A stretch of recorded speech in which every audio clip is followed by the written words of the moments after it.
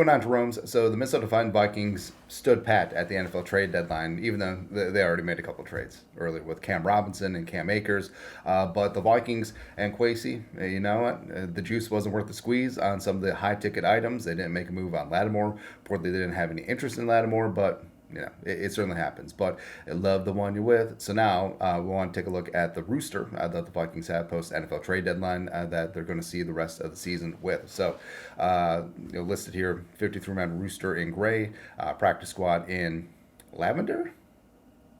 Sure. And then also injured reserve designated for return or potentially could return is in red. So quarterbacks wise, yeah, obviously Sling Sam Darnold, Nick Mullins, Brett Rippon, no movement there. Running backs, Aaron Jones, Cam Akers, who the Vikings traded for a couple weeks ago from the Texans.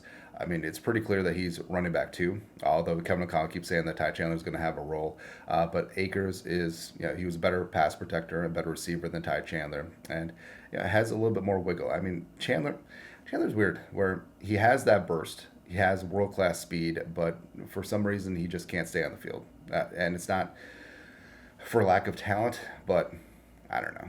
And also they have Xavier Scott as well as the veteran Myles Gaskin on the practice squad. Plus fullback C.J. Ham is the truth. So you could say that besides Cam Robinson, Cam Akers coming in plays a very valuable role, especially with Aaron Jones having durability questions, and hopefully 3-3 stays good to go for the rest of the season because he's been a major part of the Vikings offense. Not only running the ball, but pass protection, leadership, as well as receiving. Wide receivers got 5 on the 53. Jefferson, Addison, free three. Jalen Naylor, who still has a role, caught himself his 4th touchdown of the season against the Colts. Powell is solid in certain situations, as well as a punt returner, and then Sherfield's a dog, man. I love him on special teams, and also he's gotten some tough catches as well. They actually have 4 receivers still on the practice squad. Tristan Jackson, who had been on the 53, but was caught in a numbers game and put back on the practice squad. Deshaun Jones, there, Thomas, as well as Lucky Jackson as well. And then you have the tight ends. So Hawkinson is back again. Hockey's back. Tell a friend. Also, jumping Josh Oliver had himself a bust-out game, the best statistical game of his career in terms of receiving against the Colts. And Hawkinson and Oliver, like we said, 12 personnel for life. 1 running back, 2 tight ends.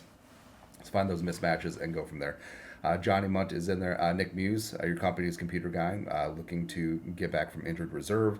There's no timeline. I don't believe, but hopefully we'll be back at some point this season. Love having him out there. Also, he was the backup long snapper. Yeah.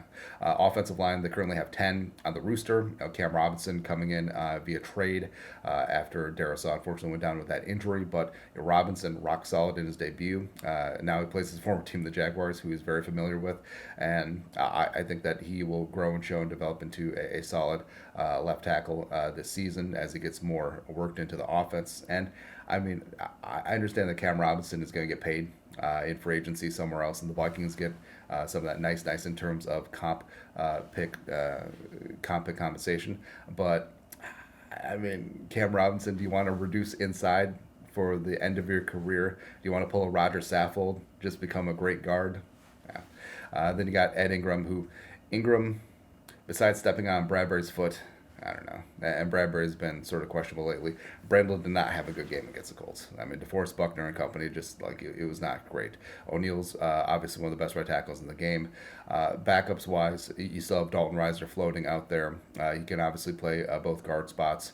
Rouse, Feeney, Jurgens, Queensberry, etc. And also they did lose our guy Tyrese Robinson to the Patriots. Love T-Rob.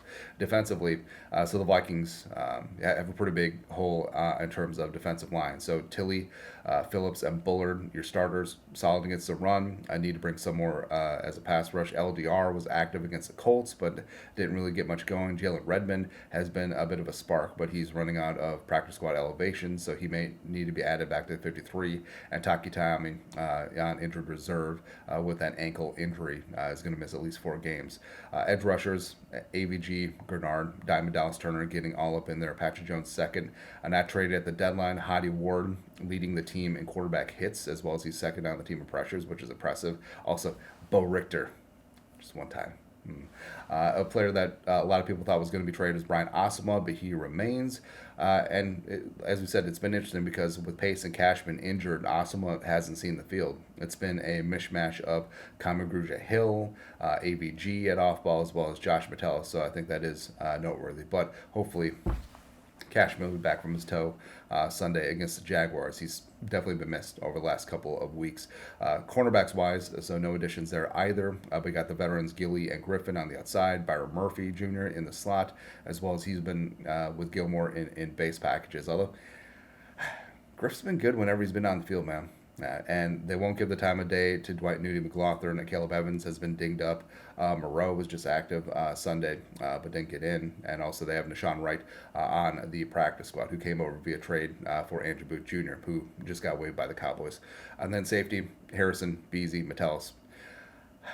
Harrison found the fountain of youth against the Colts, which is great to see. Metellus, I feel like, is doing a lot more of the dirty work this year, but his contributions don't go unnoticed. Beasley, I mean, we need that next big play, the turnover, just for the celebration. It's going to be great. We would certainly love to see that. Also, Kiriyama Jayward-Son's been playing some great special teams as well. And then, of course, the specialists, which it's unfortunate. So Will Rackard on IR with a quad. All-pro long snapper Andrew DePaula with having hand surgery. But John Parker Romo, at least you have a guy who's familiar with what's going on. You worked with Ryan Wright during the time that he was here. And also Jake McQuaid is a veteran, been there, done that. Had some crossover with Kevin O'Connell with the Rams, and same thing with Coach Hatt with the Rams and the Cowboys. But overall, it would have been nice to add a defensive lineman, although there weren't really any blue chip guys on the move, and maybe the Vikings could have gotten involved in the margins. Maybe they could have gotten involved with Marshawn Lattimore, but I mean the Vikings not having 2025 picks per se, certainly deterred that as Lattimore went from the Saints to the Commies. But yeah, love the one you're with. I love this roster. They're going to get the best of what they have, and offensively, I think we're just scratching the surface on what this offense can be, man. I think this has a chance to be a very, very special team moving forward. But that's it. Take a look at the Vikings rooster post NFL trade deadline. Let us know your thoughts, our thoughts, comment section. You know what to do. Skull production value.